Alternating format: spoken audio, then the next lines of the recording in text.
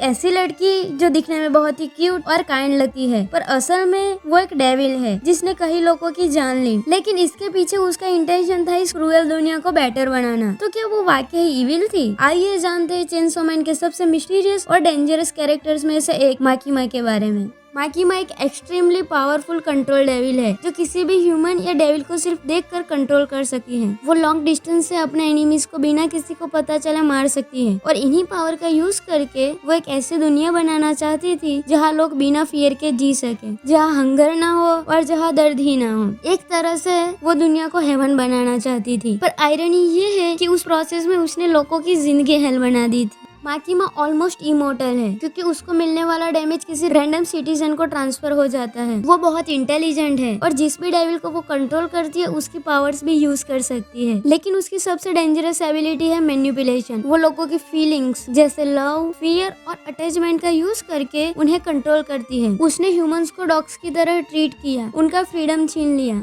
Specially देंजी जो chainsaw man का main character है, एक सिंपल लड़का जो बस नॉर्मल लाइफ और लव चाहता था, जिसे माकीमा ने केयर और लव का इल्यूजन देकर पूरी तरह कंट्रोल कर लिया।